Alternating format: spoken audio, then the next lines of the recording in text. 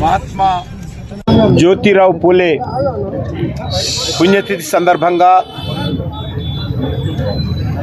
Bharatiya Janata party తరఫున దేశవ్యాప్తంగా ఆ మహనీయుడికి నివాళులు అర్పించేటువంటి కార్యక్రమం పార్టీ చేపట్టింది.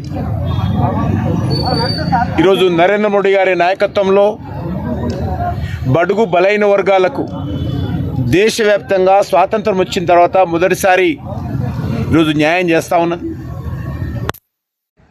వచ్చేటువంటి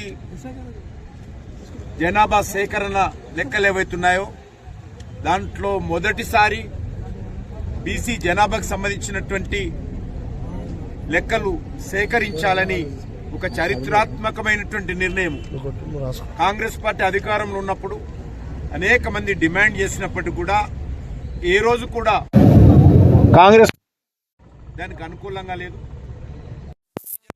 నరేంద్ర మోడీ నాయకత్వంలో మొదటిసారి సేకరణ జరుగుతున్న సందర్భంగా అందులో బీసీ జనాభా సేకరణ చేస్తున్నటువంటి నాయకత్వము భారతీయ జనతా పార్టీ నాయకత్వము మొట్టమొదటి నాయకుడు నరేంద్ర మోడీ గారు స్వాతంత్రం వచ్చిన తర్వాత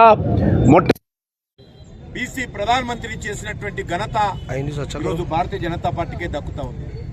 అంతేకాదు ఈరోజు అనేక రాష్ట్రాలలో బీసీ బడుగు బలైన వర్గాల ముఖ్యమంత్రులను చేసినటువంటి ఘనత ఈరోజు భారతీయ జనతా పార్టీకి దక్కుతా ఉంది. ఈరోజు పార్లమెంటులో రాజ్యసభలో కానీ లోక్సభలో కానీ అత్యధికమైనటువంటి బీసీ పార్లమెంట్ సభ్యులు ఉన్నటువంటి పార్టీ భారతీయ జనతా పార్టీ. దేశంలో అత్యధికమైనటువంటి బీసీ ఎమ్మెల్యేలు ఉన్నటువంటి పార్టీ భారతీయ జనతా పార్టీ. అంతేకాదు ఈరోజు చాలా స్పష్టంగా భారతీయ జనతా పార్టీ నాయకత్వాన్ని ఈరోజు బీసీ సామాజిక వర్గం అండగా ఉన్నటువంటి విషయం ఇటీవల జరిగినటువంటి బీహార్ ఎన్నికల్లో కూడా మనం చూడడం జరిగింది. అందుకే ఈ సందర్భంగా కాంగ్రెస్ పార్టీ ఏదైతే ఎన్నికల్లో ఓట్లు దండుకో